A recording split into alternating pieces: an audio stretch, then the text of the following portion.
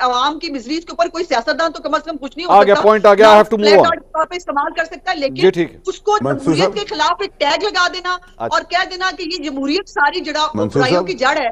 मैं सिर्फ एक सेकंड लूंगा, फिर आप अता भाई के बाद चले जाएगा। मंसूर साहब देखिए, मेरी बहन जो है ना उज़मा बुखारी साहिबा, जिस कॉन्फिडेंस से वो अपनी पार्टी की साइड ले रही हैं, तो मैं अपनी बहन की कौन सी बात समझूं? ये पीपल्स पार्टी में जब थी तब भी यही बातें करती थी, फिर नून में आ गई तब भी ये बात कर रही हैं, कल पी में चली जाएंगी तब भी ये बात करेगी। तो मेरी बहन, मैं तो जूता लेके आया, टेबल पे रखा, लेकिन आप लोगों ने तो जूते की पॉलिश अपने मुंह पे मल ली। जो आप कहते थे वोट को इज्जत दो, नोट को इज्जत दो, आपको बूट की इज्जत पे चले गए। न्यूट्रल पॉलिश आप लेके आए। 16 महीनों में आपने क्या किया? एहतसाब करते हुए आपके चेयरमैन साहब कह रहे हैं 16 महीनों में आपने केसेस बढ़ाए, आपने माफ करवाए, कर्जे बढ़ाए, एक इश्तिहारी 164 का बयान करके 5 साल बाद आते हैं इसहाक डार साहब, एक दिन में केसेस खत्म होते हैं, दूसरे दिन सेनेट बहाल हो जाती है, तीसरे दिन वो फाइनेंस मिनिस्टर बन जाते हैं, मुद्दत पूरी होती है वापस चले जाते हैं। फिर आप मेरी बहन कहती हैं कि हम इनकी नालायक औलाद को भी एक्सेप्ट कर लें, तो फिर आपको मुबारक हो बहन। आप कहती हैं लोगों की मिजरी ना बताएं, लोगों के बच्चे रेप हो रहे हैं उनका जिक्र ना करें, रोटी नहीं मिल रही उसका जिक्र ना करें। आप कहते हैं हमारा कन्विक्टेड मुजरिम लीडर उतरेगा, हम हेलीकॉप्टर में बिठाएंगे, मीनारे पर पाकिस्तान की पीक पे बिठा देंगे। बहुत अच्छी बात है, बिठा दे, लेकिन क्या प्रिजन वैन हमारे टाइम पे आई थी?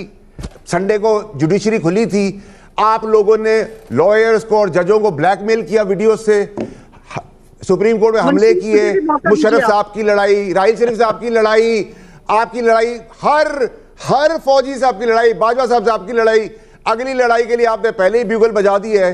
तो मेरी बहन, मैं किधर जाऊं? अगर आपसे गिला नहीं करूंगा तो किससे गिला करूंगा? मेरे भाई जो है फैसल वाडा को मेरे लिए परेशान होने की जरूरत नहीं है। मैं जहां भी जाऊंगी, मैं कल भी जो है वो प्रो डेमोक्रेसी थी, मैं आज भी प्रो डेमोक्रेसी हूं और मैं कल भी प्रो डेमोक्रेसी ही रहूंगी।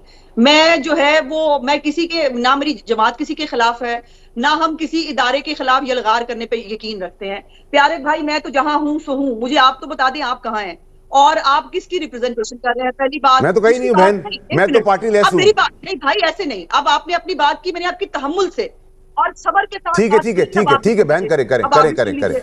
दूसरी बात ये, मैंने कहीं नहीं कहा कि मिजरीज की बात ना करें, मैंने कहा उन मिजरीज को बेचकर अपना सौदा ना बेचे। जो बयानियां बेचने की कोशिश की है, नोट को इज्जत दो, वोट को इज्जत दो, बूट को इज्जत दो, और न्यूट्रल पॉलिश तक। न्यूट्रल पॉलिश क्या होती है? काले जूते में काली पॉलिश लगती है, ब्राउन पे ब्राउन पॉलिश, टैन पे टैन पॉलिश। न्यूट्रल पॉलिश वो पॉलिश होती है जो हर कलर में लगती है।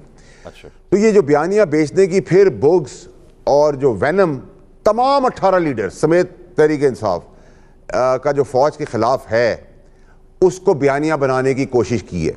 देखिए, अगर आप इतने ही प्रिंसिपल लोग थे और आपकी बड़ी तारीख है अंधेरों की, तो आपने वोट क्यों दिया था बाजवा साहब की एक्सटेंशन को? ब्लैंक चेक दिया था ख्वाजा आसिफ साहब ने कहा। और 16 महीने सर मेरे वालिद साहब की हुकूमत नहीं थी जो आज एहतसाब का ड्रामा कर रहे हैं, वो उस वक्त एहतसाब कर लेते जिसको भी करना था। तो ये पीडीएम की 13 जमातें और बाकी 5 अलग पार्टियां, पीटीआई समेत 18 लीडरों का जो हम जमहूरी बदबूदार चोरों का जनाजा लेके चल रहे हैं, जब तक पाकिस्तान इससे निजात नहीं पाएगा हम आगे नहीं जा सकते। हम इस हद तक गिर चुके हैं और गिर के इस हद तक गिर गए कि हम अपने गुर्बत की वजह से रोटी खाने के लिए अपनी 12-13 साल की बच्ची नौकरी पे भेजते हैं जजों के और पीरों के घरों में। वो उनका जाती करते हैं, रेप करते हैं और उनको कत्ल कर देते हैं और पुलिस उनको पकड़ नहीं पाती है सिर्फ रोटी की खातिर। ये अगर भयानक बदबूदार निज़ाम जमहूरियत के नाम पे ये जमहूरी लीडरों ने हमें दिया है, तो सर मैं तो आपको बड़ा कैटेगोरिकली कहूँगा कि फिर तो आंखों से शर्म आनी चाहिए, डूब मरना चाहिए इस मुल्क में डेमोक्रेटिक बात करते हुए। डेमोक्रेसी ने इस मुल्क को कुछ नहीं दिया, तो ये भी जरा देख लें, जरा कैलकुलेट तो करें कि इस मुल्क में जो डेमोक्रेसी कितने साल रही है और जो है वो जो आमरीयत है वो कितने साल रही है। फिर इस मुल्क को जमहूरियत ने क्या क्या दिया है और इस मुल्क को आमरीयत ने क्या क्या दिया है। मेरा ख्याल था कि हम थोड़े से अब जो है वो मैच्योर हो गए होंगे कि अब हमें कम से कम ये तो समझ में आ गया होगा या आ जाना चाहिए कि पाकिस्तान जो है उसके लिए कौन सा फॉर्म ऑफ सिस्टम जो है ये होना चाहिए। ये जो है वो ये तकरीरें हमने पहले भी सुनी हैं और दूसरों को जो है वो बूट पॉलिश के ताने और वो करने, हम कोई बूट साथ रख के तो नहीं बैठते जो है वो प्रोग्राम्स के अंदर भी।